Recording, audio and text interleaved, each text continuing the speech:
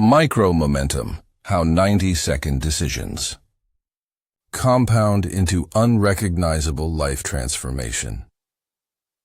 The gap between who you are and who you could be isn't years of work. It's hundreds of tiny moments you keep choosing to waste. Right now, in the next 90 seconds, you will make a choice. And that choice, whether you realize it or not, is either moving you toward the life you claim you want, or cementing you deeper into the life you say you hate. This isn't motivational theory. This is the mathematics of transformation. Every single day you make roughly 600 to 700 micro-decisions. Most people waste 95% of them on comfort, distraction, and delay. But the 5% who understand what you're about to learn, they don't just change their lives, they become unrecognizable. This is micro-momentum, how 90-second decisions compound into unrecognizable life transformation. And if you listen to nothing else today, listen to this. Chapter 1. Your life is the sum of your last 90 seconds. Let's start with a truth you're not going to want to hear. Your life right now, the body you have, the bank account you have, the relationships you have, the career you have is not the result of bad luck, bad timing, or bad circumstances. It's the result of approximately 10,000 micro-decisions you made in the last 2 weeks. And most of them you made on autopilot. You think transformation is this big dramatic thing. You think you need a complete life overhaul, a perfect plan, 6 months of preparation, and the right moment to strike. But that's not how change works. That's the lie you tell yourself to avoid starting right now. Here's how change actually works. It happens in 90-second windows, and you get about 600 of them every single day. Every morning your alarm goes off. And in that moment, that first 90 seconds of your day, you make a choice. You either get up or you hit snooze. That's it. 90 seconds. One decision. And that decision doesn't just determine whether you're late for work. It determines whether you're the kind of person who keeps their word to themselves or the kind of person who negotiates with themselves the moment things get uncomfortable. You finish your breakfast. You sit down at your desk. You open your laptop, and in the next 90 seconds, you make another choice. Do you open the document and start working, or do you open social media and start scrolling? That's not a small choice. That's not a harmless 5-minute break. That's a vote. You're voting for the version of you that delays, distracts, and defaults to comfort. And you're casting that vote hundreds of times a day without even realizing it. This is the compound effect of micro-decisions. Most people don't fail because they lack ambition. They fail because they lack awareness. They don't see the 90-second moments. They don't recognize that their entire life is being built or destroyed, one tiny choice at a time. They think the big decisions matter. The job change, the relationship, the move to a new city. And sure, those decisions matter. But you know what matters more? The decision you made in the last 90 seconds. Because that decision, and the 1,000 others like it, are what actually shape who you become. Let's break this down. Between every stimulus and every response, there's a gap. Something happens.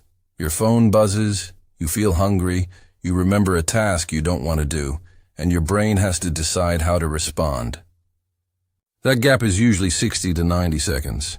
That's the window. That's where your life is decided. In that window, your brain is doing one of two things. It's either defaulting to comfort, or it's pushing toward growth. And here's the problem. Your brain is wired to default to comfort. That's not a flaw. That's biology. Your brain's primary job is to keep you alive, and staying alive means conserving energy and avoiding discomfort. So every time you face a choice between the easy thing and the hard thing, your brain is screaming at you to take the easy thing. Every single time. But the easy thing keeps you exactly where you are.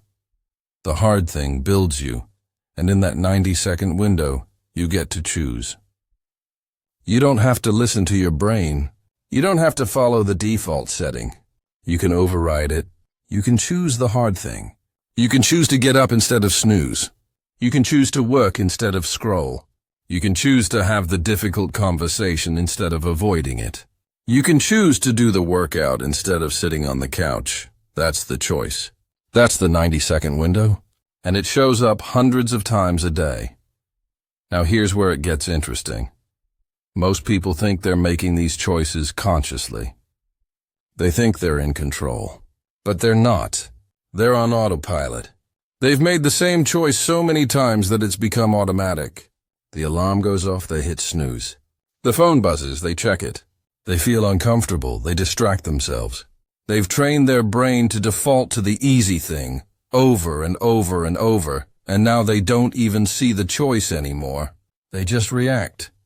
And that's why most people never escape the loop. You're not lazy. You're not broken.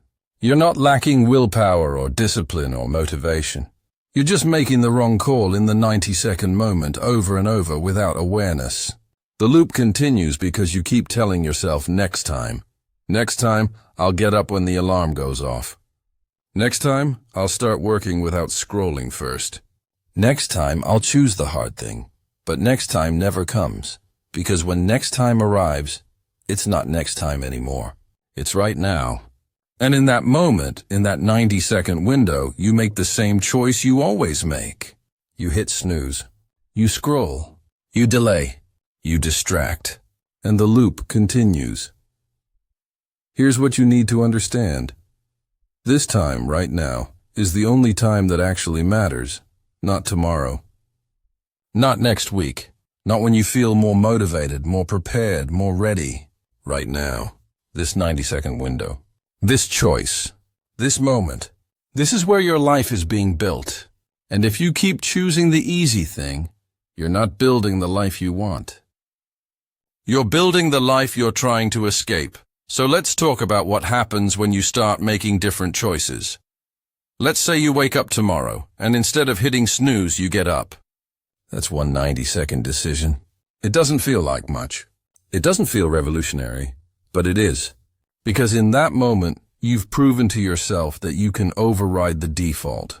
You've shown yourself that you're the kind of person who keeps their word, even when it's uncomfortable. That's evidence. That's proof. And your brain pays attention to evidence. Then, an hour later, you sit down to work. And instead of scrolling, you start. Another 90-second decision. More evidence. More proof. By the end of the day, you've made 10 high-quality 90-second decisions. 10 times, you chose the hard thing over the easy thing. 10 times, you voted for the version of you that you're trying to become. Now here's the truth. After one day, you won't see any results. Your life will look the same. Your body will look the same. Your bank account will look the same. And that's when most people quit. They think, I did the right thing and nothing changed, so what's the point? But that's not how compounding works. Compounding is invisible at first. You make the right choice today and nothing happens. You make the right choice tomorrow and nothing happens. You make the right choice for a week, 2 weeks, a month, and it still feels like nothing is happening.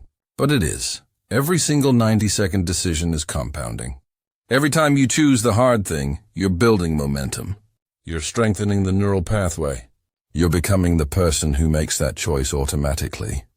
And then, somewhere around day 60, day 90, something shifts. You look back and you don't recognize the person you were. You've lost 20 pounds. You've finished the project. You've built the habit. You've become unrecognizable. Not because you made one big decision, but because you made 1,000 tiny ones. That's the compound effect of micro-decisions. Your life is not the sum of your goals, your dreams, or your intentions. Your life is the sum of your last 90 seconds. And if you want a different life, you don't need a different plan. You need to make a different choice in the next 90-second window. Then the next one. Then the next one. Until the person you're becoming is so far from the person you were that you can't even see them in the rearview mirror. You've been waiting for the perfect moment to change your life. But the perfect moment doesn't exist. The only moment that exists is this one. the next 90 seconds, the next choice, the next window. That's where your transformation starts. Not tomorrow, right now. You understand the 90-second window. You understand the compound effect. Now let's talk about the thing that's keeping you stuck in the loop. The thing you've been chasing that's been draining your momentum this entire time. Chapter 2. Stop waiting for clarity. Momentum creates it. You're waiting for something that doesn't exist. You're waiting to feel ready. You're waiting for the perfect plan. You're waiting for clarity.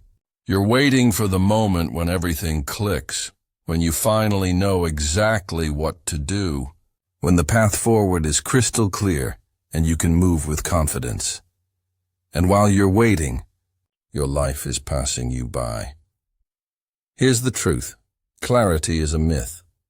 It's a story you tell yourself to justify not starting. It's a permission slip you're waiting for that's never going to arrive. And the longer you wait for it, the further you drift from the person you're trying to become. Clarity doesn't come from thinking. Clarity comes from motion. Let me say that again. Clarity doesn't come from thinking. It comes from motion.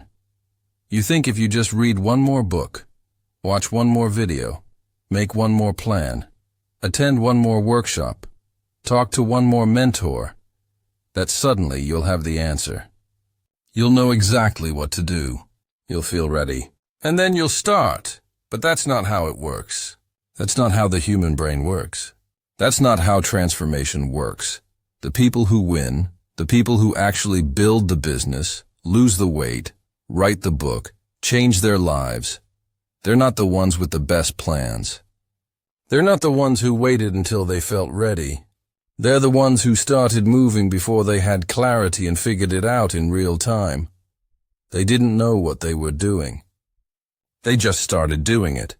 And here's what happened. The moment they started moving, clarity showed up. Not before. Not during the planning phase. Not while they were sitting in their journal trying to figure it out. It showed up when they took the first step. And then the second step, and then the third. Each step revealed the next step. Each action created more clarity. Each move forward made the path more visible. That's how it works. Motion creates clarity, not the other way around. But you've been taught the opposite. You've been sold this idea that you need to have it all figured out before you start. That you need a detailed roadmap. That you need to eliminate all uncertainty before you take action. And so you sit there, planning and thinking and preparing. Waiting for a feeling that's never going to come. You're waiting to feel confident.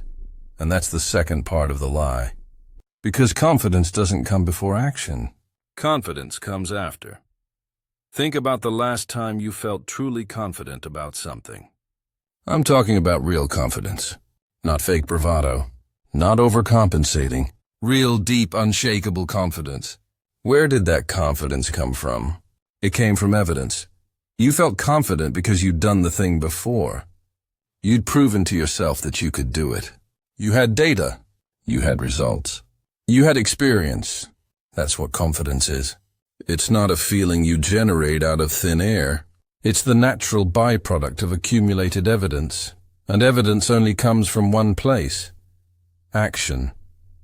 You will never feel confident before you act.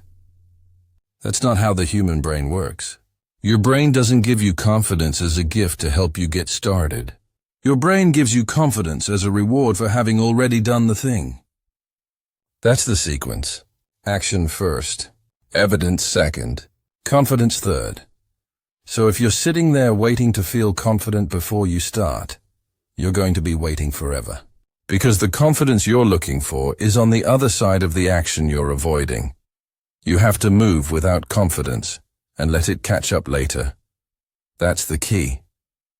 You don't need to feel ready. You don't need to feel confident. You don't need to have it all figured out. You just need to move. Take one step. Make one decision. Do one thing. And then the next thing. And then the next thing. And somewhere along the way, maybe after 10 steps, maybe after 100, you'll look back and realize you're confident now. Not because you waited for it. Because you built it. But here's the problem. You're still not moving. Because you're telling yourself you need a 2-hour block of uninterrupted time. You need the perfect environment. You need to be in the right headspace. You need everything to align before you can start. And that's just another version of the same lie. You don't need 2 hours. You need 90 seconds, that's it. 90 seconds of imperfect action right now. Not later. Not tomorrow. Not when you feel ready. Right now, open the document. Write 1 sentence. Send the email. Make the call. Do 1 push-up. Walk to the door. Whatever the thing is that you've been avoiding, commit to 90 seconds of it. Not perfect execution. Not a finished product. Just 90 seconds of motion. Because here's what happens when you start. Momentum takes over. Momentum doesn't care about your feelings. Momentum doesn't care if you're scared, uncertain, or unprepared. Momentum only cares about one thing. Did you move? If you moved, momentum rewards you. It makes the next move easier. You open the document, and suddenly writing the second sentence is easier than writing the first. You do 1 push-up, and suddenly the second one doesn't feel as hard. You send the email, and suddenly the idea of making the call doesn't feel as overwhelming. That's momentum. It's not motivation. It's not inspiration. It's physics. A body in motion stays in motion. And once you're in motion, staying in motion is easier than starting from zero. But you have to start. And the start doesn't require clarity. It doesn't require confidence. It doesn't require 2 hours. It requires 90 seconds of imperfect action right now. Let me give you an example. You want to write a book. You've been thinking about it for years. You've got the idea. You've got the outline. You've got the perfect title. But you haven't written a single word. Why? Because you're waiting for clarity. You're waiting to know exactly how the book should start. You're waiting for the perfect opening line. You're waiting to feel like a writer. But here's what you don't understand. You don't become a writer by feeling like a writer. You become a writer by writing. And you don't start writing by waiting for the perfect opening line. You start writing by opening the document and typing anything. So right now, not later, not tomorrow, open the document. Set a timer for 90 seconds and write. It doesn't matter what you write. It doesn't matter if it's good. It doesn't matter if you delete it 10 minutes from now. What matters is that you moved. And here's what happens next. After 90 seconds, you'll have words on the page. Not many, maybe 50. Maybe 100, but that's 50 more words than you had before. That's evidence. That's progress. That's momentum. And now you have a choice. You can stop because you fulfilled the 90-second commitment. Or you can keep going because momentum is pulling you forward. Either way, you've broken the loop. You've proven to yourself that you don't need clarity to start. You just need to start. That's the pattern. That's the formula. 90 seconds of imperfect action. Momentum takes over. Clarity shows up. Confidence follows. But none of it happens if you don't move. You've been waiting for permission. You've been waiting for the right feeling. You've been waiting for someone to tell you it's okay to start. But no one's coming. No one's going to give you permission. No one's going to make you feel ready. You have a choice. You can keep waiting, or you can move. And if you choose to move, if you commit to 90 seconds of imperfect action right now, you'll discover something powerful. You'll discover that you didn't need clarity. You didn't need confidence. You didn't need the perfect plan. You just needed to start. And once you started, everything else followed. Clarity is a myth sold to procrastinators. Confidence is the byproduct of evidence. And momentum is the result of 90 seconds of action. You don't need to feel ready. You just need to move. You've mastered the 90-second start. You've learned that motion creates clarity, not the other way around. Now let's talk about the invisible force that's been draining your momentum every single time you've tried to move forward. The force you've been feeding without even realizing it. Chapter 3. The silent cost of seeking validation. Every time you ask for permission, you lose. Every time you seek approval, you delay. Every time you wait for someone to tell you it's okay to start, You're making a 90-second decision to hand your power to someone else. And most people do this dozens of times a day without even realizing it. You're about to post something online and you pause. You send it to a friend first. Does this sound okay? You're about to start a project and you stop. You ask your spouse, your mentor, your colleague, do you think this is a good idea? You're about to make a decision and you hesitate. You need one more opinion, one more validation, one more voice to tell you that you're on the right path. And while you're asking, you're not moving. That's the cost. That's the silent tax you're paying every single day.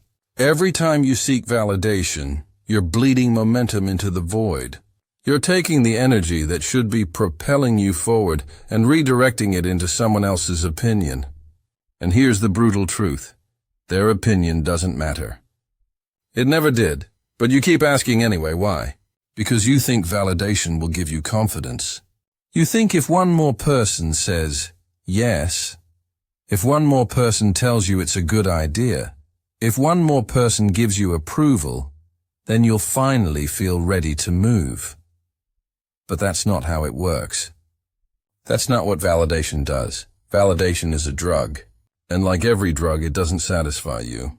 It creates dependency. The first hit feels good. Someone tells you your idea is great, and you feel a surge of confidence. You feel seen. You feel validated. And for about 10 minutes, you believe you're ready to start.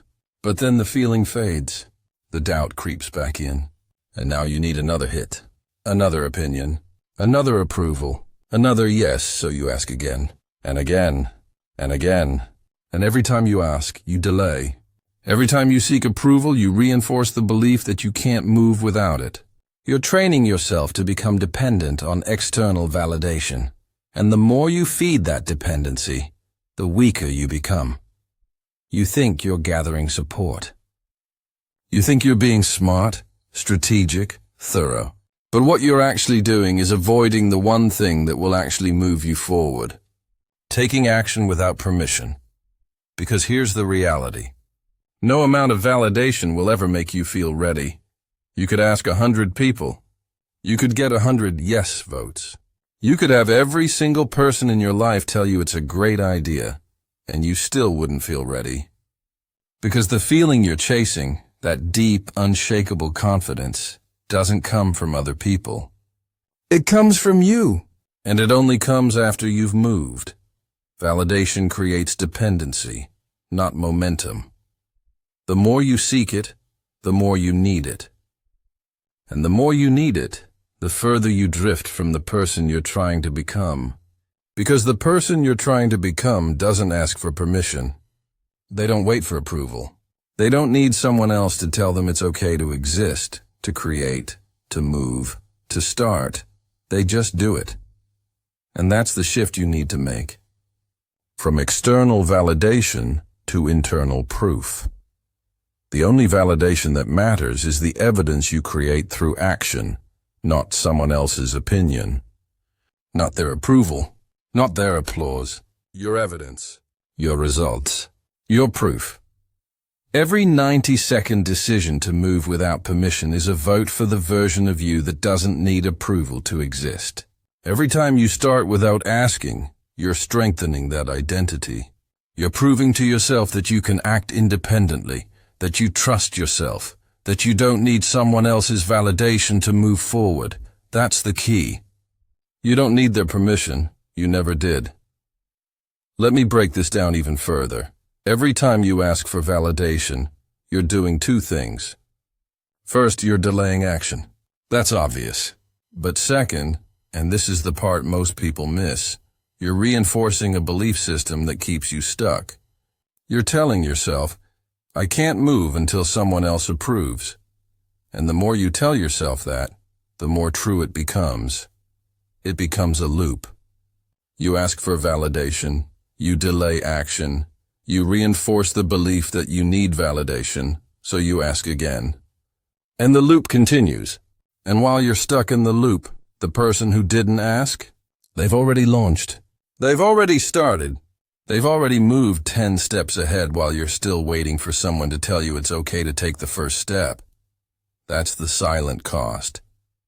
That's what you're losing every single time you seek approval. You're not just losing time. You're losing momentum. You're losing identity. You're losing the chance to prove to yourself that you don't need anyone else to move forward. So what do you do instead? You stop asking and you start doing. The next time you feel the urge to seek validation, to send the message, make the call, ask the question, pause. Recognize what you're about to do. You're about to hand your power to someone else. You're about to delay. You're about to feed the dependency. And instead of asking, move, take the 90-second action. Post the thing. Start the project. Make the decision. Do it without permission. Do it without approval. Do it without waiting for someone to tell you it's okay. And here's what will happen. Nothing catastrophic. The world won't end.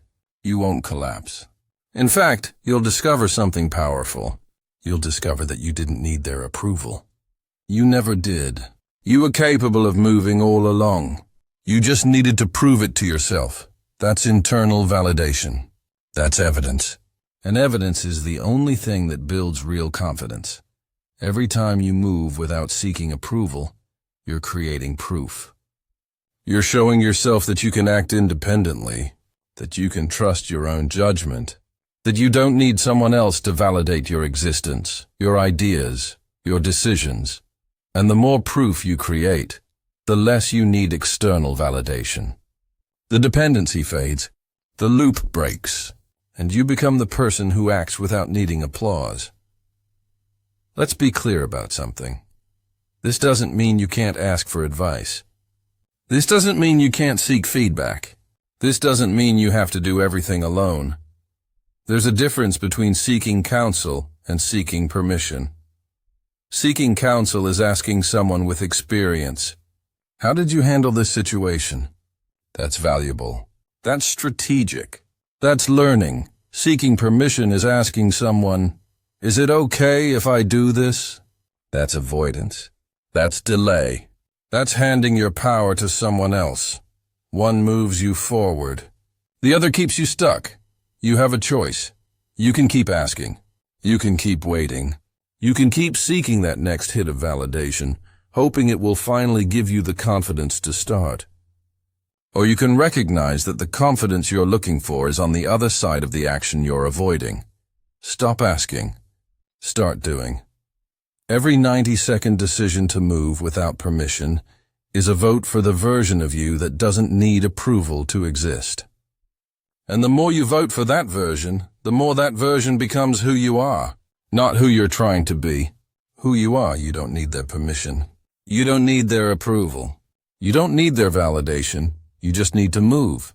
And when you stop asking and start doing, something shifts.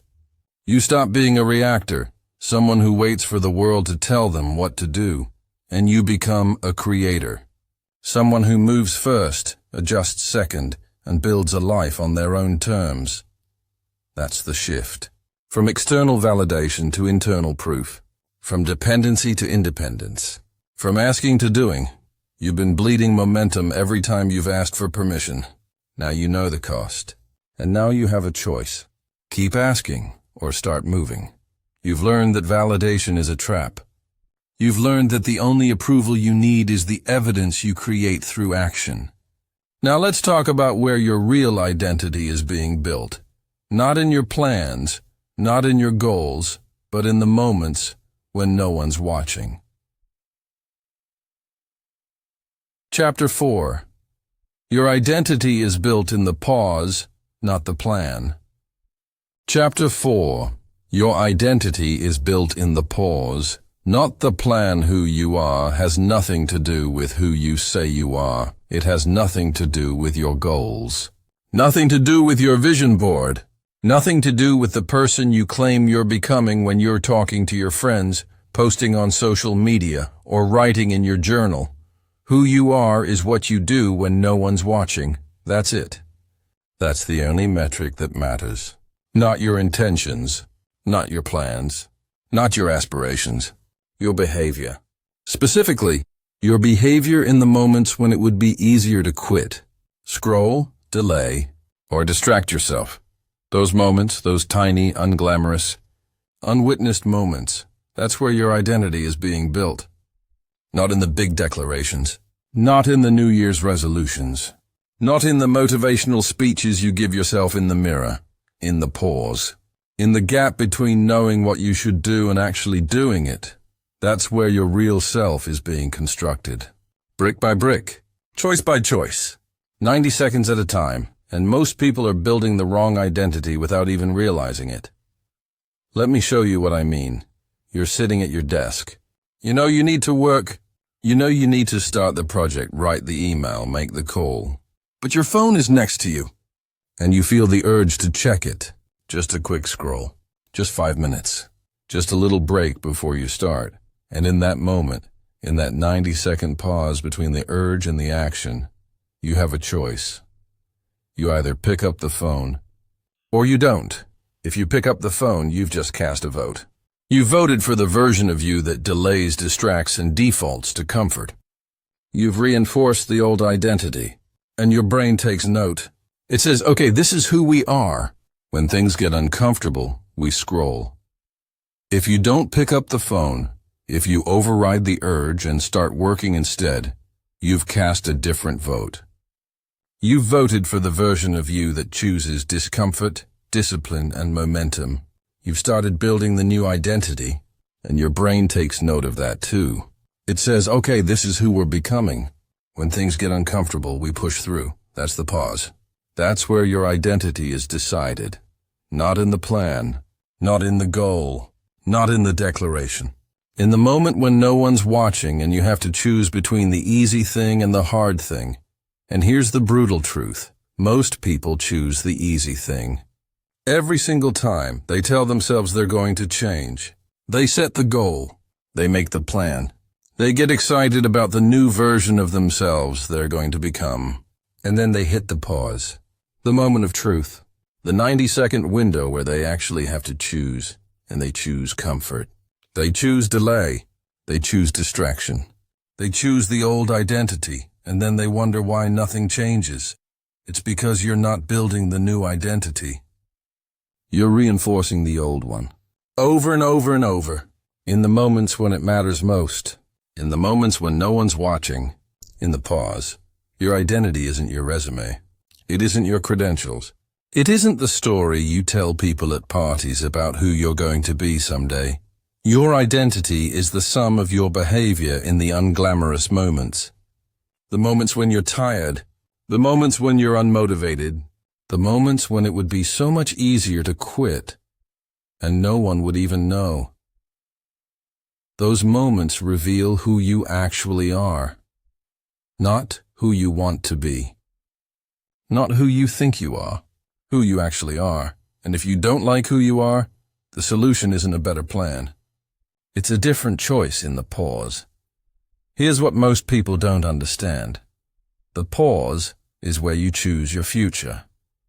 In that 90-second gap, you either reinforce the old identity, comfort, delay, distraction, or you build the new one, action, discomfort, momentum. Most people don't fail because they lack knowledge. They fail because they choose the old identity in the pause. Every single time, they know what they should do. They've read the books. They've watched the videos. They've got the information, but information isn't the problem. The problem is the choice they make when the information meets reality, when the alarm goes off and they know they should get up, but the bed is warm. That's the pause. That's the moment. And they choose the old identity. When they sit down to work and they know they should start, but scrolling feels easier.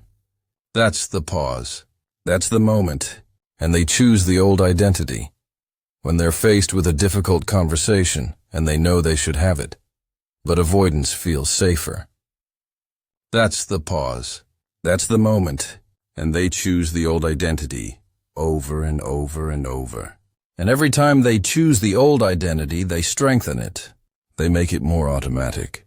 They make it harder to break. And they drift further from the person they claim they want to become. But here's the good news. The pause works both ways. Every time you choose the new identity, every time you override the urge, choose discomfort, take action, you strengthen that identity instead. You make it more automatic. You make it easier to repeat, and you move closer to the person you're trying to become. That's the key. The pause is where you choose, and you get hundreds of opportunities to choose every single day. Now here's what you need to understand. Identity change is not about revelation. It's about repetition. You're waiting for the breakthrough moment, the epiphany, the life-changing event that flips a switch and suddenly makes you a different person. But that's not how identity change works. That's a myth. That's a story you've been sold by people who don't understand how the human brain actually operates. Identity change is repetition of micro-choices, not a single heroic leap. You don't become disciplined by having one perfect day. You become disciplined by making the right 90-second call 10 times today, then tomorrow, then the next day, then the day after that. You don't become confident by making one big decision. You become confident by choosing action over comfort repeatedly until the evidence is undeniable. You don't transform your life with one dramatic gesture. You transform your life by winning the pause over and over and over until the new identity becomes who you are. It's not glamorous. It's not exciting. It's not the story you want to tell, but it's the truth. You want the breakthrough. You want the moment. You want the transformation to happen all at once. But that's not available. What's available is the next 90-second pause. And the one after that, and the one after that. Win enough of those pauses, and you'll look back 6 months from now and realize you're a completely different person. Not because you had an epiphany, because you made a different choice in the pause repeatedly until the person you were trying to become became who you are. That's how identity change works. Not in the plan, in the pause. Not in the declaration, in the decision. Not in the goal. In the moment when no one's watching and you have to choose between the version of you that you've always been and the version of you that you're trying to become, you have a choice. Every single time the pause shows up, you have a choice. Old identity or new identity, comfort or growth, easy or hard, delay or action. And the choice you make in that 90-second window determines who you're becoming. Most people make the wrong choice without even realizing they're making a choice at all. They're on autopilot. They're reacting. They're defaulting to the old pattern, and they wonder why their life never changes. But now you know. Now you see the pause. Now you understand that your identity isn't being built in your plans or your goals or your vision board. It's being built in the moments when no one's watching, in the gap between knowing and doing, in the 90-second window where you choose. So stop waiting for the breakthrough. Stop waiting for the perfect plan. Stop waiting for the motivation, the inspiration, the revelation. Just win the next pause. Choose the new identity. Make the right 90-second call. Then do it again. Then do it again. Then do it again. That's how you change. Not with a single leap. With 1,000 tiny decisions that compound into a completely different life. You've learned that identity is built in the pause, not the plan. You've learned that who you are is what you do when no one's watching. Now let's talk about the thing. You keep telling yourself that's keeping you trapped in an endless cycle of delay. The lie you repeat every single day that guarantees you'll stay exactly where you are. Chapter 5, The Myth of I'll Do It Tomorrow. Chapter 5, The Myth of I'll Do It Tomorrow. Tomorrow is a lie. It's the most seductive, most believable, most dangerous lie you tell yourself. And you tell it to yourself every single day. I'll start the diet tomorrow. I'll begin the project tomorrow. I'll have that conversation tomorrow. I'll work out tomorrow. I'll make the change tomorrow. And every time you say it, you're making a 90-second decision to remain exactly who you are right now, not who you want to be. Not who you're planning to be, who you are, right now, in this moment. Because here's the truth about tomorrow. It never comes. When tomorrow arrives, it's not tomorrow anymore. It's today. And in that moment when the alarm goes off, when the opportunity appears, when the choice presents itself, you're right back where you started. And your brain offers you the same escape hatch it offered yesterday. I'll do it tomorrow, and the cycle continues. You think you're being strategic. You think you're being reasonable. You think you're giving yourself time to prepare, to get ready, to feel motivated. But what you're actually doing is choosing the old identity. You're choosing comfort. You're choosing delay. And you're reinforcing the pattern that keeps you stuck. Tomorrow is not a plan. Tomorrow is an avoidance mechanism. It's the story you tell yourself to make it okay to not act right now. It's the permission slip you write yourself to stay in your comfort zone for one more day. It's the negotiation you make with yourself to avoid the discomfort of change. And every time you make that negotiation, you lose. Let me be very clear about something. This isn't about motivation. This isn't about willpower. This isn't about being lazy or undisciplined. It's about understanding how delay actually works. Delay feels harmless. You tell yourself, what's one more day? I'll start tomorrow and nothing will change. And in isolation, you're right. One day of delay doesn't seem like a big deal. One day won't make or break you, but delay is not an isolated incident. Delay is a habit, and habits compound. One day of delay turns into 2 days. 2 days turn into a week turns into a month turns into a year. And before you know it, you've spent an entire year saying, I'll do it tomorrow, and you're in the exact same place you were 365 days ago. Actually, you're worse off, because now you have an entire year of evidence that you're the kind of person who delays, an entire year of proof that you can't be trusted to follow through. That's the compound cost of delay. It's not just the lost day. It's the lost momentum. It's the reinforced identity. It's the widening gap between who you are and who you could be. And every day you delay, that gap gets wider, until eventually it's not a gap anymore. It's a canyon, and you look across that canyon and you realize, I can't cross this. The distance is too great. The person I could have been is too far away. I've delayed too long, and that's when people give up. Not because they lack the ability, because they've spent so long delaying that the task feels impossible now. But here's what you need to understand. The canyon is built one day at a time. One, I'll do it tomorrow at a time. One 90-second decision to delay at a time. And if the canyon can be built one day at a time, it can be closed one day at a time too. But not by saying, I'll do it tomorrow. By doing it right now. That's the key. The only way to break the pattern is to break it in this moment. The next time your brain offers you tomorrow, and it will, probably in the next few hours, you need to interrupt it. You need to override the delay reflex. And you do that with 90 seconds of action right now, not later. Not when you feel ready, not when you have more time. Right now. And here's the critical part. You don't need to finish the task. You don't need to complete the workout. You don't need to finish the project. You don't need to have the entire conversation. You just need to start.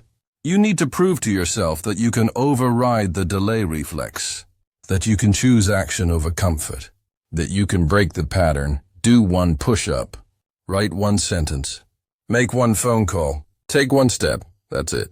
90 seconds of imperfect action. And what you're doing in those 90 seconds is not completing the task. You're proving something far more valuable. You're proving that you can say no to tomorrow. And once you do it once, you've cracked the code. Because the delay reflex isn't actually about the task. It's about the pattern. Your brain has learned that when discomfort shows up, you delay. It's learned that tomorrow is an acceptable response. It's learned that you can negotiate your way out of action. But the moment you override that reflex, The moment you choose action instead of delay, you've introduced doubt into the pattern. You've shown your brain that the old response doesn't always work, that you're capable of something different. And the next time the delay reflex shows up, it's a little bit weaker, because now you have evidence. You've done it before. You've proven you can override it. And each time you override it, the pattern weakens further, until eventually, the delay reflex stops showing up at all. Because your brain has learned a new pattern. When discomfort shows up, you act. That's how you break the cycle. Not with massive willpower, not with a dramatic transformation, with a 90-second override, repeated enough times that it becomes your new default. But you have to start. And you have to start now, not tomorrow. Here's what's happening right now as you're listening to this. Your brain is processing this information, and part of you is agreeing. Part of you is thinking, yes, I need to stop delaying. I need to take action. I'm going to do this. And then, in the next few minutes or hours, when you finish this chapter, your brain is going to offer you a thought. It's going to say, this is great. I'm going to start tomorrow. I'll implement this tomorrow. Tomorrow I'll stop delaying. And if you accept that thought, you've just proven that you didn't understand a single word of this chapter. Because tomorrow is the lie. Tomorrow is the delay. Tomorrow is the pattern you're trying to break. The only moment that matters is right now. The only choice that matters is the next 90 seconds. The only action that counts is the one you take before your brain has a chance to negotiate. You have a choice. You can close this chapter and tell yourself you'll start tomorrow. You'll implement these ideas tomorrow. You'll make the change tomorrow. And when tomorrow comes, you'll do exactly what you did today. You'll delay. You'll negotiate. You'll tell yourself tomorrow again. Or you can interrupt the pattern right now. You can override the delay reflex. You can take 90 seconds of action on the thing you've been putting off. The email, the conversation, the workout, the project. Whatever it is, do it now. Not the whole thing. Just 90 seconds of it. Prove to yourself that you can say no to tomorrow, because once you do it once, everything changes. You're no longer the person who delays. You're the person who acts. And that identity, that new identity, is built one 90-second override at a time. It's not about being perfect. It's not about never delaying again. It's about interrupting the pattern enough times that the pattern loses its power over you. Tomorrow is a myth. It's a story you've been telling yourself to avoid discomfort. And every time you believe that story, you stay exactly where you are. But today, right now, in this moment, in the next 90 seconds, you have the power to break the pattern. To override the delay reflex. To choose action over comfort. To close the gap instead of widening it. The question is, will you? Or will you tell yourself you'll do it tomorrow? You've learned that tomorrow is a lie that keeps you trapped. You've learned that delay compounds into a canyon you can no longer cross. Now let's talk about the thing you've been mistaking for rest.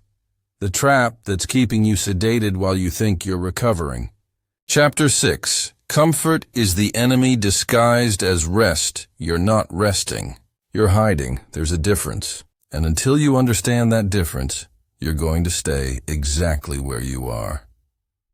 Rest is strategic. Rest rebuilds you. Rest is intentional recovery that prepares you for the next challenge, the next push, the next level. Rest has a purpose. It serves your growth. Comfort is sedation. Comfort keeps you stagnant. Comfort is the endless scroll, the binge watch, the couch session that turns into 3 hours, the distraction that numbs you into forgetting what you're supposed to be doing. And most people spend their entire lives confusing the two. They think they're resting when they're actually avoiding. They think they're recharging when they're actually numbing. They think they're taking care of themselves when they're actually running from the discomfort that creates growth. And every time they choose comfort over rest, every time they choose sedation over strategy, they're making a 90-second decision to stay exactly who they are. Let me be very clear about what rest actually is. Rest is sleep. Real quality sleep that repairs your body and mind. Rest is a walk outside that clears your head.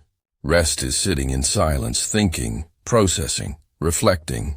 Rest is a conversation with someone you love. Rest is reading something that challenges you. Rest is doing something that rebuilds your energy so you can attack the next challenge with full force. Rest serves your growth. Rest is part of the strategy. Rest makes you stronger. Comfort doesn't do any of that. Comfort is scrolling through social media for 2 hours while telling yourself you're taking a break. Comfort is binge-watching an entire series because you deserve it. Comfort is staying in bed long after you've woken up because you're tired. Comfort is avoiding the hard conversation, the difficult task, the uncomfortable workout, the challenging project because it's easier to just not. Comfort isn't rest. Comfort is avoidance, and avoidance keeps you stuck. Here's what most people don't realize. You're not actually tired. You're uncomfortable, and you've learned to confuse discomfort with exhaustion. You wake up and you feel resistance. You don't want to get out of bed.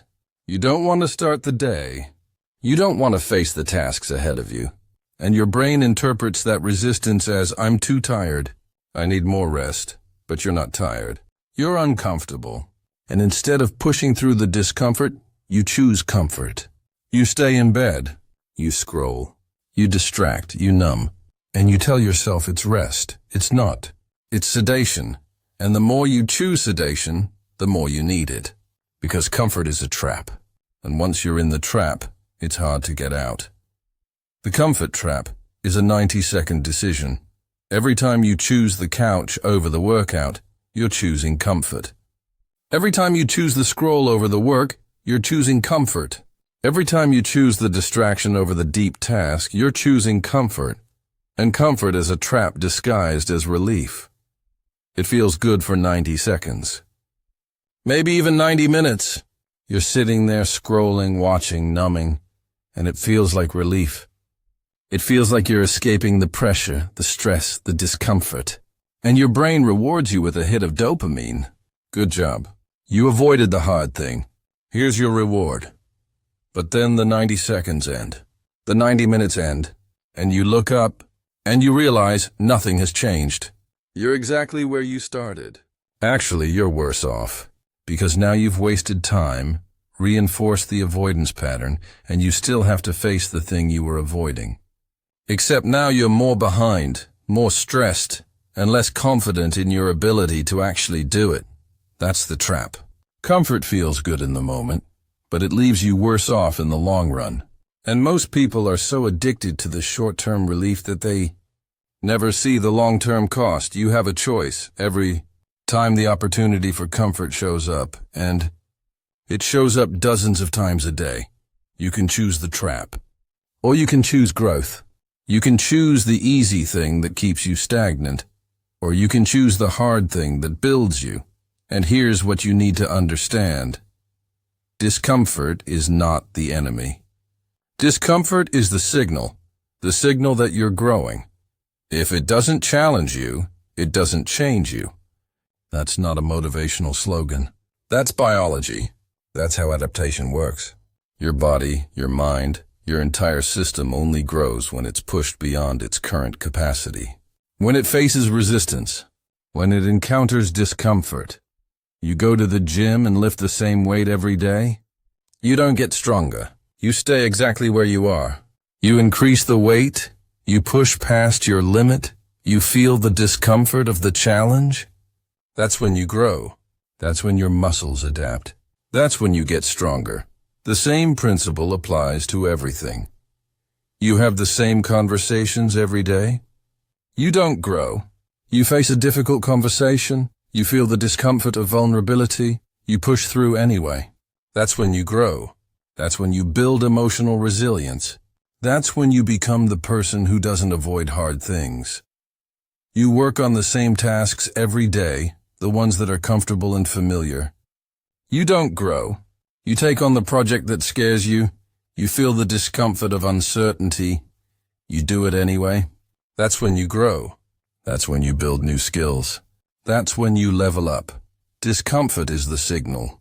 It's telling you, this is where growth lives. This is where change happens.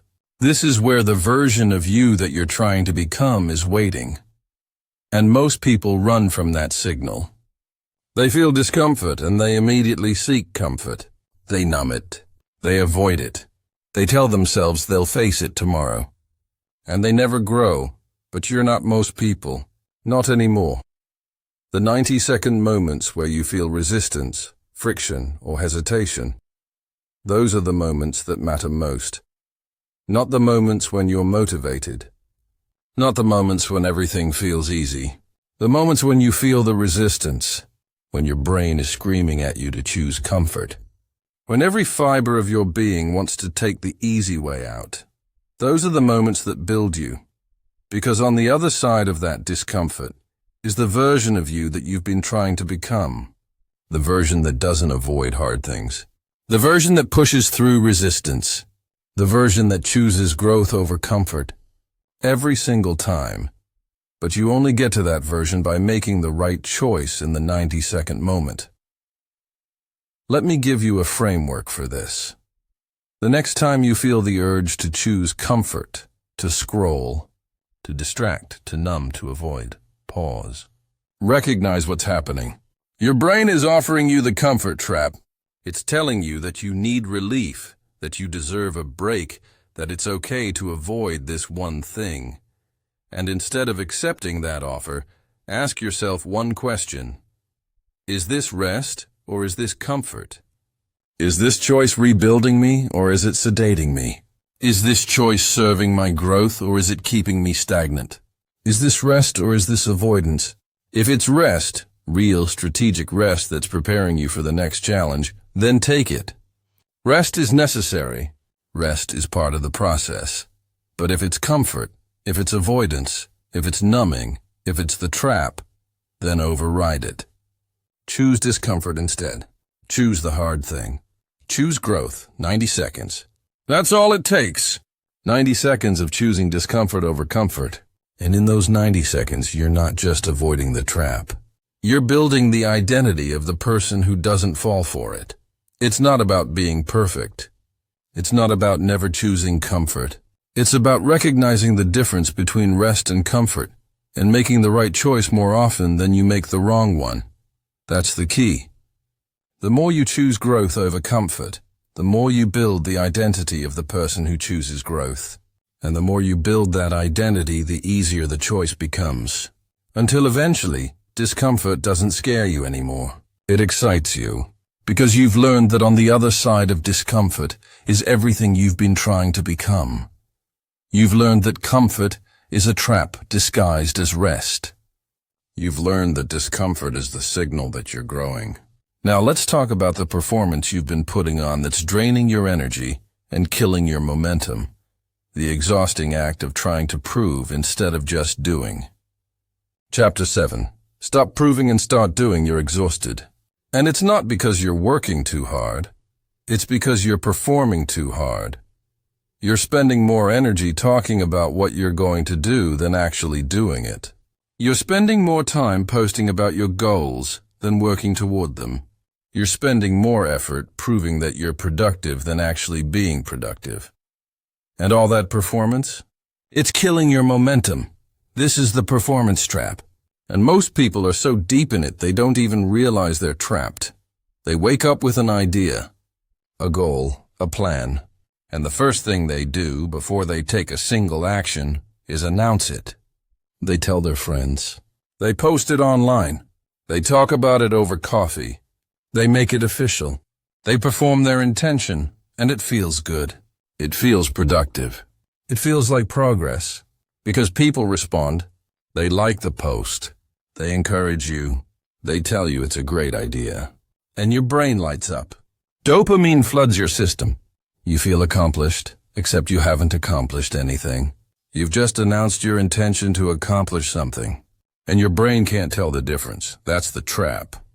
Talking about the work gives you the same neurochemical reward as doing the work. So your brain thinks you've already made progress. And once your brain thinks you've made progress, it stops pushing you to actually make progress. You've already got the reward. Why do the work? Every minute spent proving is a minute stolen from building. Think about how much time you spent performing, crafting the perfect post about your goals, explaining your vision to people who ask, updating your status, sharing your progress, or worse, sharing your plans before you have any progress to share. Talking about what you're going to do, what you're working on, what you're planning. All of that is performance. And none of it is building. And here's the brutal truth. The world doesn't reward performers. The world rewards builders. The marketplace doesn't care about your announcement. It cares about your product. Your future self doesn't care about your vision board. It cares about the actions you took today. The life you want doesn't care about your intentions. It cares about your results. Intentions don't compound. Actions do. And every time you choose to perform instead of build, you're choosing the reward without the work. You're choosing the appearance of progress without the reality of progress. And you're training your brain that performance is enough. It's not. Talking drains momentum. Doing compounds it. Let me explain how this actually works. You have an idea, a project, a goal, and you have two choices. You can talk about it, or you can work on it. If you talk about it, here's what happens. You announce your plan. People respond. You get validation. You get encouragement. You get a dopamine hit.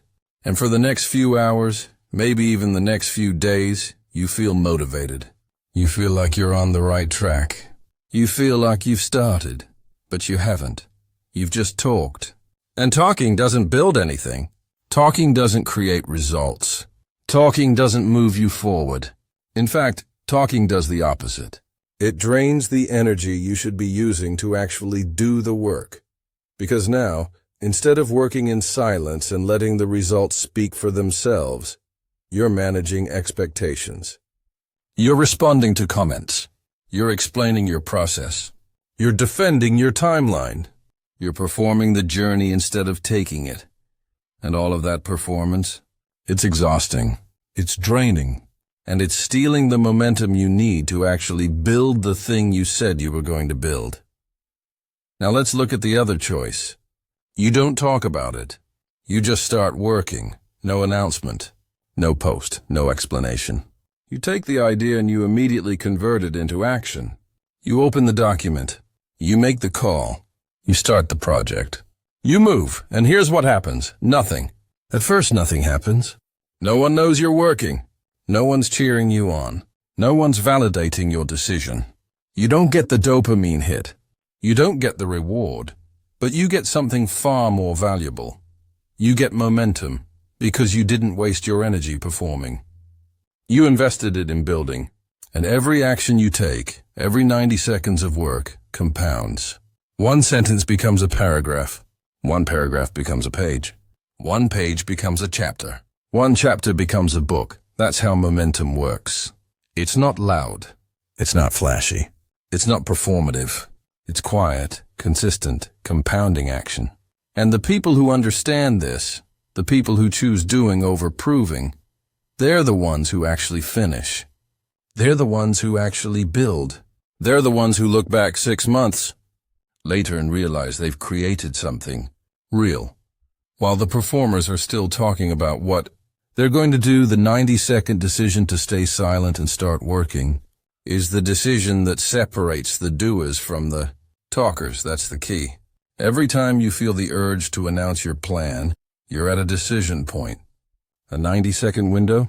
You can either perform or you can build. If you perform, if you post, announce, explain, you'll get a temporary reward. But you'll lose momentum. You'll drain the energy you need to actually do the work.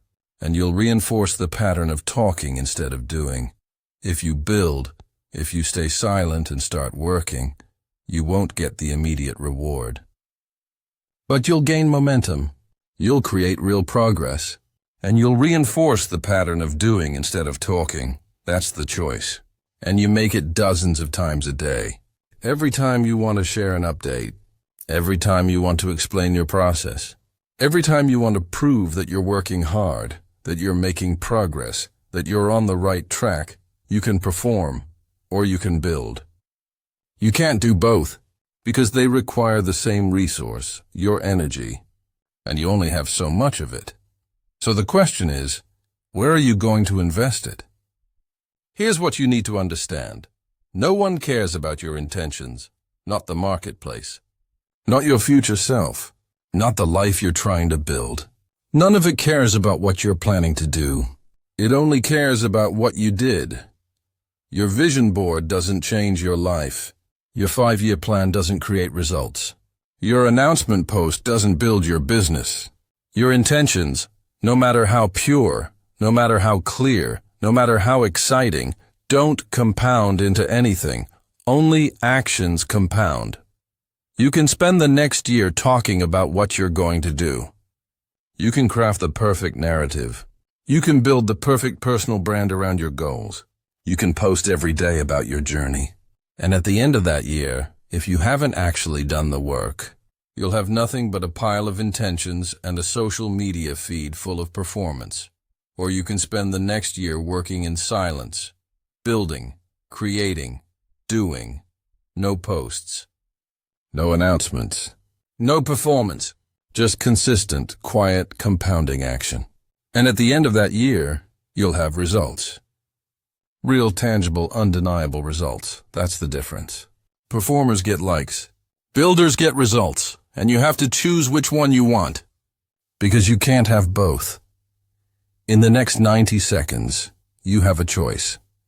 You can either add another intention to the pile, or you can take one action that moves you forward. You can open your social media and post about what you're working on. Or you can close your social media and actually work on it. You can explain your plan to someone who asks. Or you can say, I'm working on something. I'll show you when it's done, and get back to work. You can spend the next 90 seconds performing. Or you can spend the next 90 seconds building. The choice seems small, but it's not. Because that 90-second choice, repeated 10 times today, 100 times this week, 1,000 times this month, that's the difference between being a performer and being a builder. Performers talk.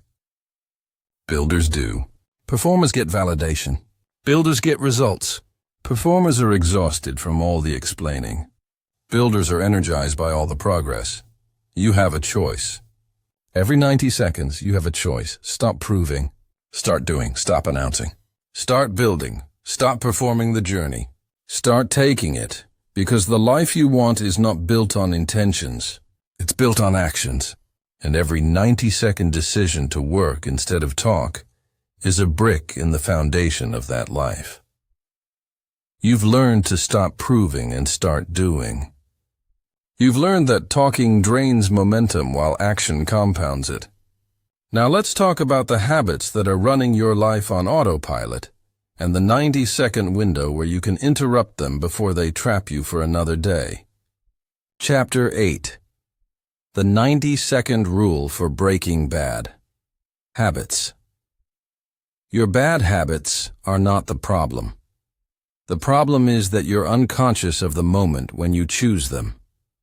Every bad habit, scrolling, snacking, procrastinating, complaining, checking your phone, hitting snooze, avoiding the hard task, every single one of them starts with a 90-second decision. A trigger happens. You feel bored. You feel stressed. You feel uncomfortable. You feel the urge. And in that moment, in that 90-second window, your brain offers you a response. Scroll, eat, delay, complain, check, and you do it. Without thinking, without deciding, without even realizing you had a choice. That's the problem, not the habit itself. The problem is that you're unaware of the decision point. You're on autopilot. The trigger shows up, the habit executes, and you don't even see the moment where you could have chosen differently.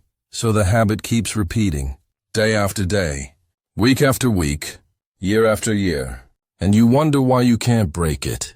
You wonder why you keep doing the thing you said you wouldn't do. You wonder why your willpower fails you every single time. It's because you're trying to fight the habit after you've already chosen it. And by then, it's too late. The fight isn't in the habit. The fight is in the 90-second window before the habit executes. That's where you win or lose. That's where the choice is made. And if you're not aware of that window, you've already lost before the battle even begins.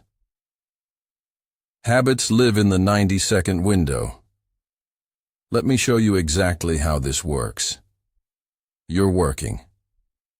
You're focused, and then, out of nowhere, you feel the urge to check your phone. That urge is the trigger. And the moment you feel it, a 90-second countdown starts. In that window, your brain is going to make a decision. Either you're going to resist the urge, or you're going to give in. But here's the thing. Most people don't even know the countdown started. They feel the urge, and their hand is already reaching for the phone. There's no pause. There's no decision. There's just automatic execution. The trigger happened. The habit followed. And you didn't even see the moment where you could have interrupted it. That's why you can't break the habit. Because you're not fighting it at the decision point. You're fighting it after the decision has already been made. And at that point, the habit has momentum. It's already in motion, and stopping it requires 10 times more effort than interrupting it at the source. But if you can, become aware of the 90-second window. If you can catch the trigger, before the habit executes, you can interrupt it. And once you interrupt it, you've broken the automaticity. You've introduced choice back into the equation.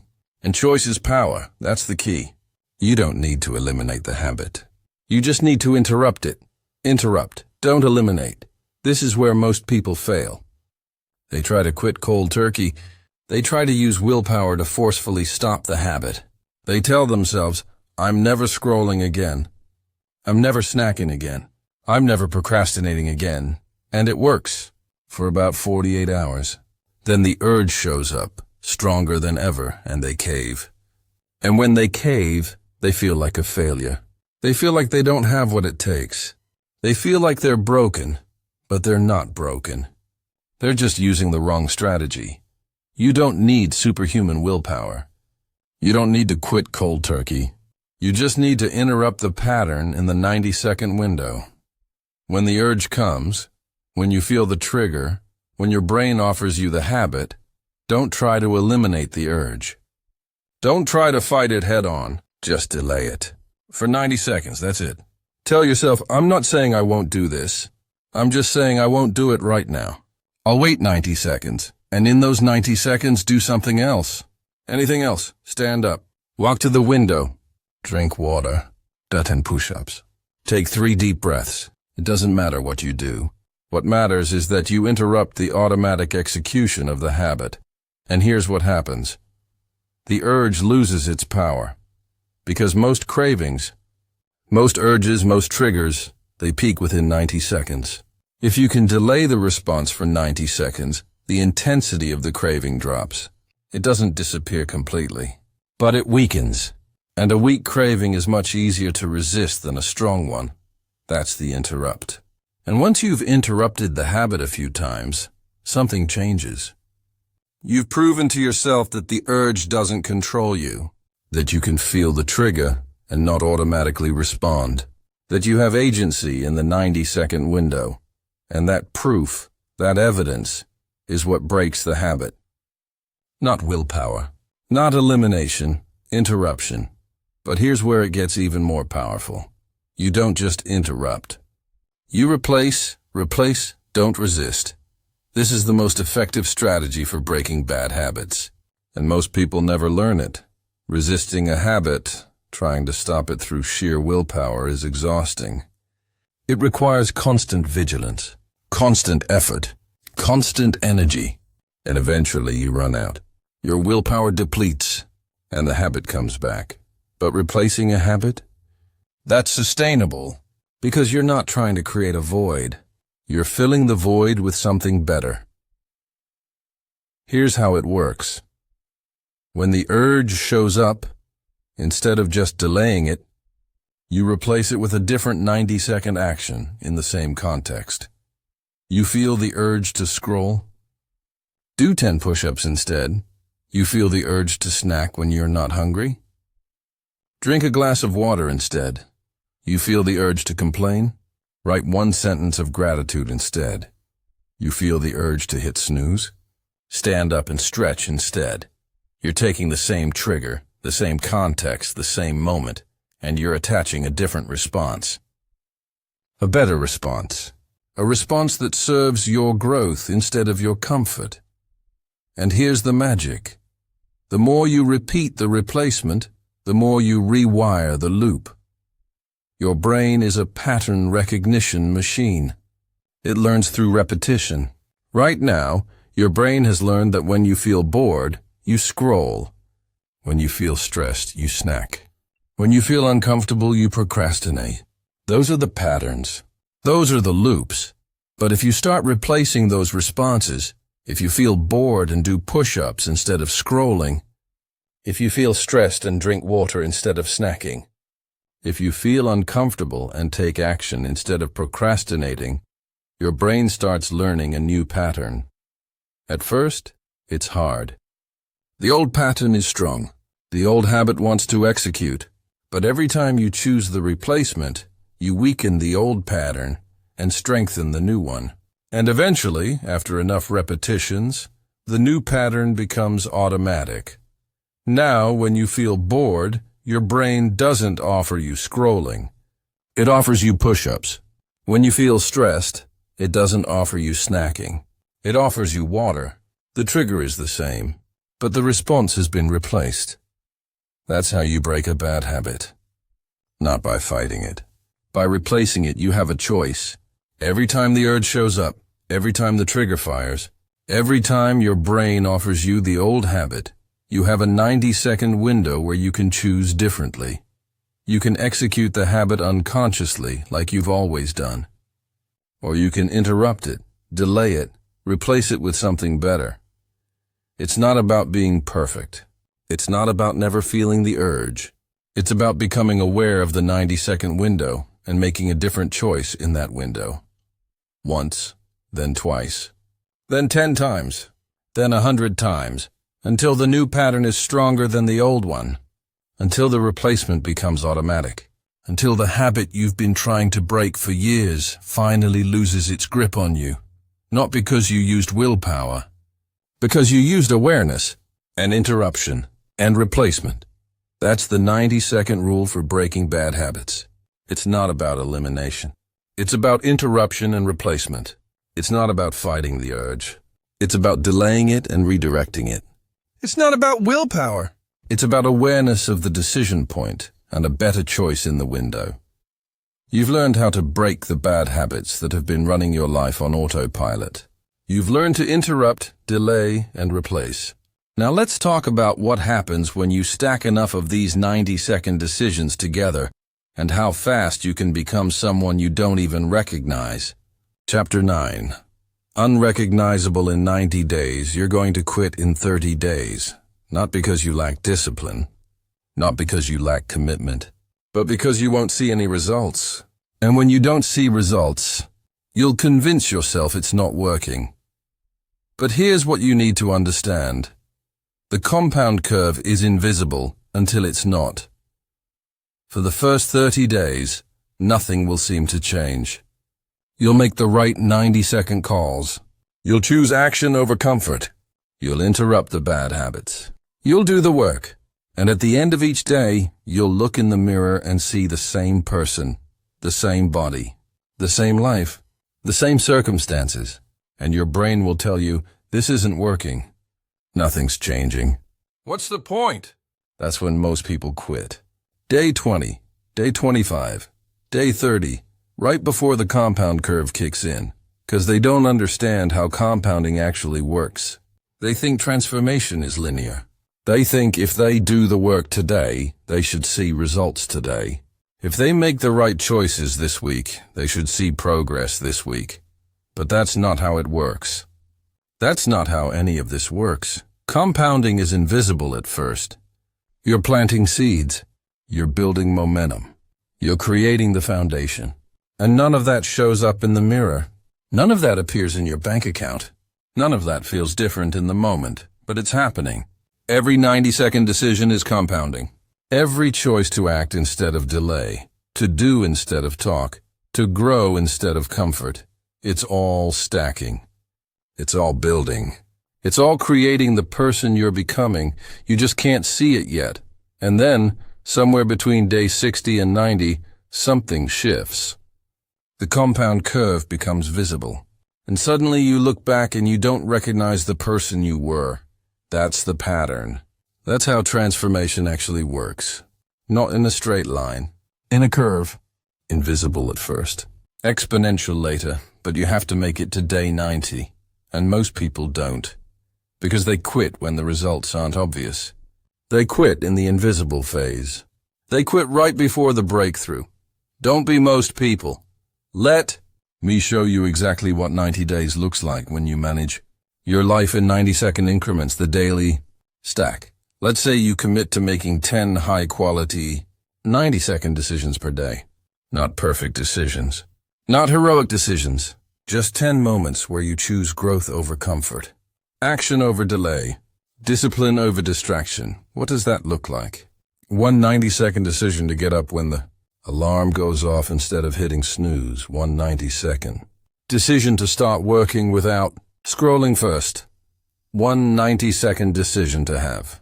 The hard conversation you've been avoiding. 1 90-second decision to do the workout instead of skipping it. 1 90-second decision to eat the healthy thing instead of the easy thing. 1 90-second.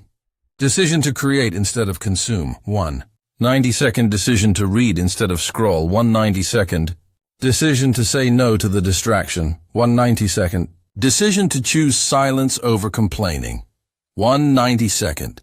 Decision to take action on the idea instead of just thinking about it. 10 decisions. That's it. 10 90-second moments where you vote for the version of you that you're trying to become. Now let's do the math. 10 decisions per day. That's 70 decisions per week. That's 300 decisions per month. That's 900 decisions in 90 days. 900 micro wins. 900 votes for the new identity. 900 moments where you prove to yourself that you can choose differently. And here's what those 900 decisions create. A new identity. A new body. A new business. A new life. Not because of one big decision. Because of 900 tiny ones. That's the daily stack. That's how you become unrecognizable in 90 days. But let's be clear about what unrecognizable actually means. The goal isn't to become a slightly better version of yourself. The goal isn't incremental improvement. The goal isn't 10% better, 20% better, even 50% better. The goal is to become unrecognizable. When someone who hasn't seen you in 90 days looks at you, they should do a double take. They should ask, what happened to you? They should barely recognize the person standing in front of them. That's the standard.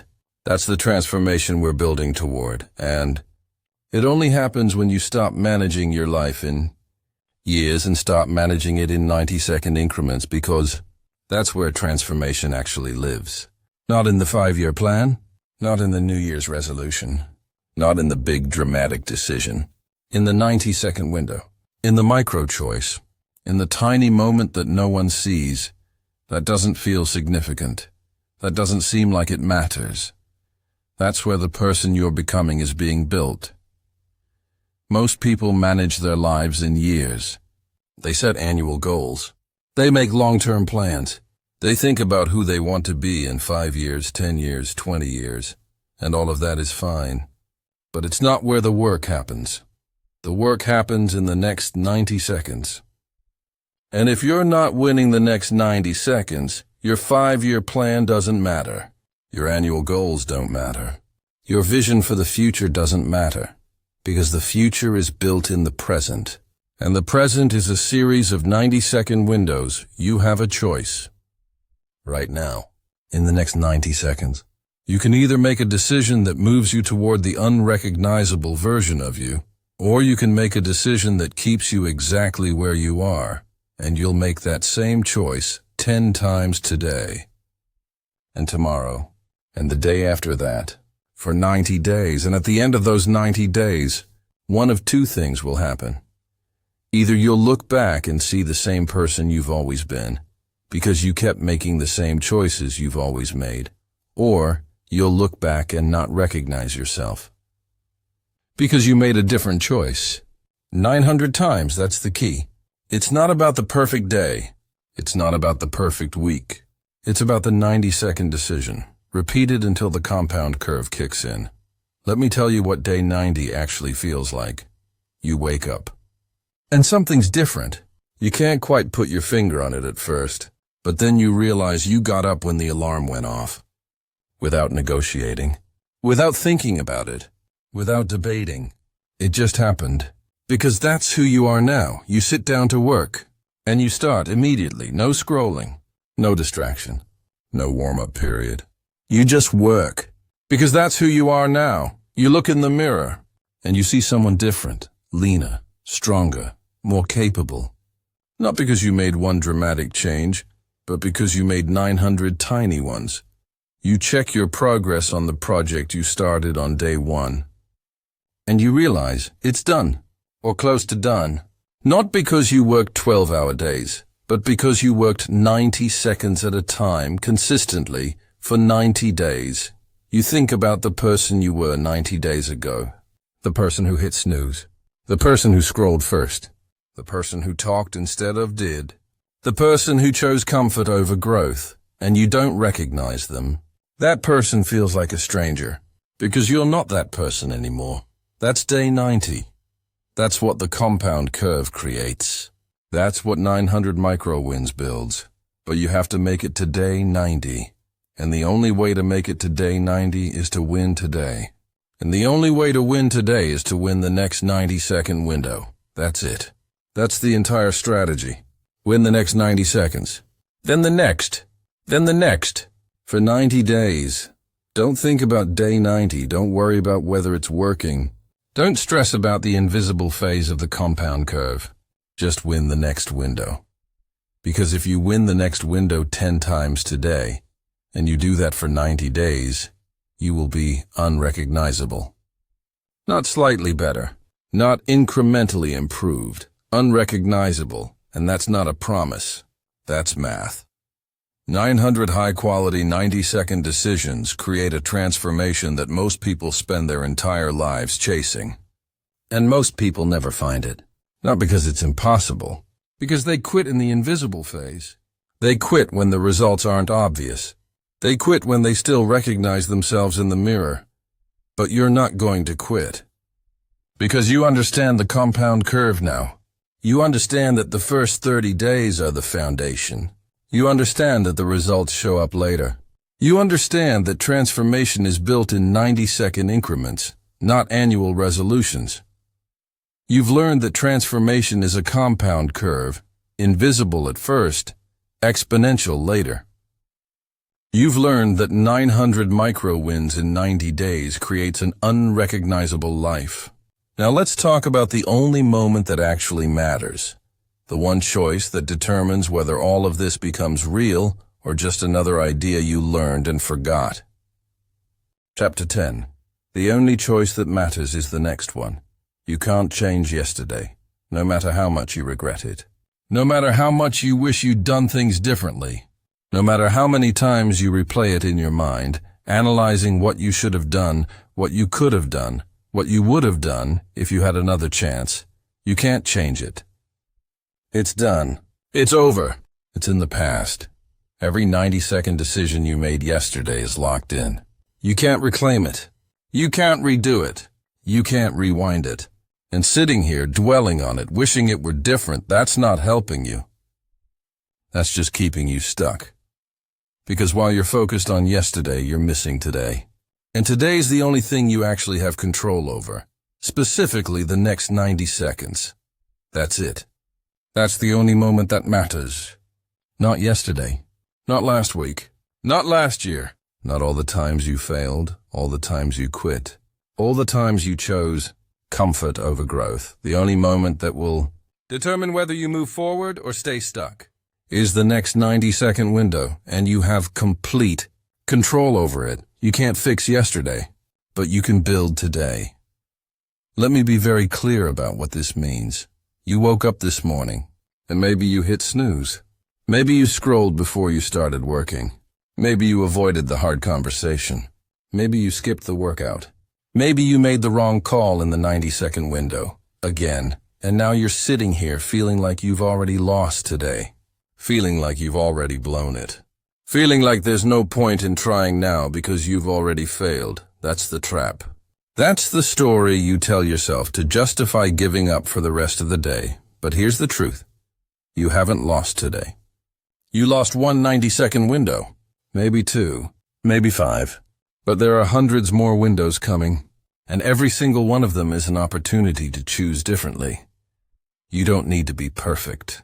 You don't need a perfect streak. You don't need to win every single 90-second window from now until the end of time. You just need to win the next one. That's the key. The scoreboard resets with every window. You made the wrong choice 10 minutes ago? The scoreboard resets. You made the wrong choice this morning? The scoreboard resets. You made the wrong choice for the past 6 months? The scoreboard resets right now. In this moment, the next 90-second window is opening, and what you did before doesn't matter. What matters is what you do next. The scoreboard resets every morning. No matter how many times you failed, delayed or chosen comfort, the scoreboard resets when you wake up. You don't carry yesterday's losses into today. You don't carry last week's failures into this week. You don't carry last year's mistakes into this year. Every morning you get a clean slate, a fresh start, a new opportunity to win the day. But most people don't see it that way. Most people wake up carrying the weight of every failure, every mistake, every wrong choice they've ever made. And that weight is crushing them. It's making them believe they're not capable of change, that they've tried before and failed, so why bother trying again? That's not reality. That's just the story they're telling themselves. The reality is, you get to start fresh. Every single morning, the scoreboard resets, and the only thing that determines whether you win today is whether you win the next 90-second moment. Not whether you've won in the past. Not whether you have a perfect track record. Not whether you've maintained a streak. Just the next moment. Win that, and you've started building momentum. Lose that, and the scoreboard resets again in 90 seconds. Another chance. Another window. Another opportunity. You have a choice. Every 90 seconds you have a choice. And here's what most people don't understand. Your life doesn't change when the circumstances are perfect. Your life doesn't change when you feel ready. Your life doesn't change when you have permission, or a plan, or ideal conditions. Your life changes when you decide it does. That's it. That's the entire secret. Your life changes the moment you make a single 90-second decision to stop negotiating with yourself and start moving. Not tomorrow. Not when you feel motivated. Not when everything aligns. Right now, transformation doesn't require permission. You don't need anyone to tell you it's okay to change your life. You don't need approval. You don't need validation. You don't need someone to believe in you before you believe in yourself. You just need to decide. And then act. Transformation doesn't require a perfect plan. You don't need to have it all figured out. You don't need to know every step. You don't need a roadmap, a strategy, or a detailed blueprint. You just need to take the next step. Then the next one. Then the next one. The plan reveals itself through motion, not through planning. Transformation doesn't require ideal circumstances. You don't need more time, more money, more resources, more support. You don't need everything to be perfect before you start. You just need to start. Right now, with what you have, where you are. That's how transformation happens. Not with permission, not with a plan, not with perfect circumstances. With a single 90-second decision to stop waiting and start moving. The life you want is on the other side of 100,000 tiny decisions. Not one big decision. Not one dramatic moment. Not one heroic leap. 100,000 90-second choices that compound into an entirely different life. And the first one starts right now. Not after you finish this audiobook. Not after you think about it. Not after you prepare. Right now. In the next 90 seconds, you're going to make a choice. You're either going to close this audiobook and go back to the life you've always lived, making the same choices you've always made, staying exactly where you've always been, or you're going to close this audiobook and immediately take one 90-second action that moves you toward the person you've been trying to become. Open the document. Send the email. Make the call. Do the push-up.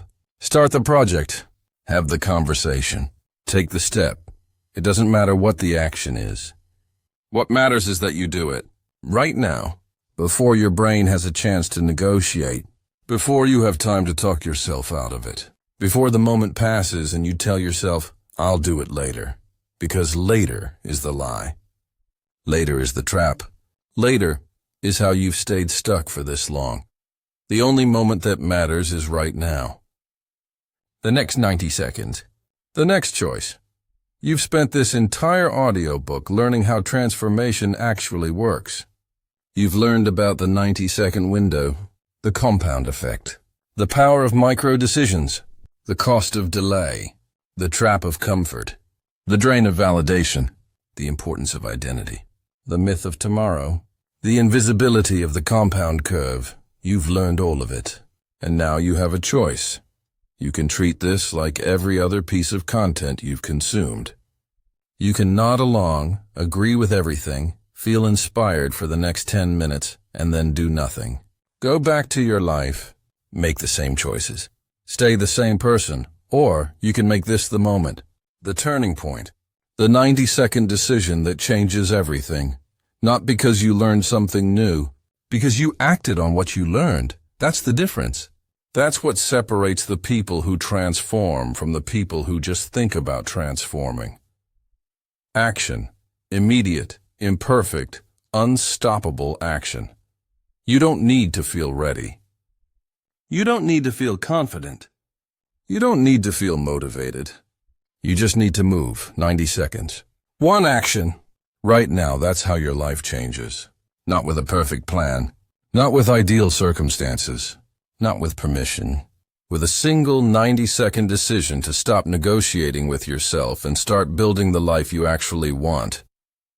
The scoreboard resets right now. You can't fix yesterday, but you can build today. And today starts with the next 90 seconds. What are you going to choose? Are you going to let this moment pass like you've let 1,000 other moments pass? Are you going to tell yourself, I'll do it later, like you've told yourself 1,000 times before? Are you going to wait for tomorrow, for the perfect moment, for the right feeling? Or are you going to win this window? Because if you win this window, if you take one 90-second action right now, you've proven something. You've proven that you're not the person who waits. You're not the person who delays. You're not the person who negotiates. You're the person who acts. And once you prove that to yourself, everything changes. The life you want doesn't start tomorrow. It starts in the next 90 seconds. And the only choice that matters is the one you're about to make, right now. So here's where we are. You now understand that your life isn't shaped by your goals, your dreams, or your circumstances. It's shaped by the hundreds of 90-second decisions you make every single day. You know that momentum isn't built in giant leaps. It's built in tiny, repeating choices that compound over time.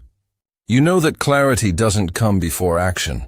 It comes because of action. You know that the pause between knowing and doing is where your identity is built, and that every time you choose delay, comfort, or distraction, you're voting for the old version of yourself. And you know that the only moment that matters is the next 90 seconds. So here's the challenge. Close this audiobook and make one 90-second decision right now that moves you toward the person you say you want to become. Not tomorrow, not later. Right now, open the document, send the message, do the rep, take the step. Because your life doesn't change when you finish listening. It changes when you stop waiting and start doing. The next 90 seconds starts now. What are you going to choose?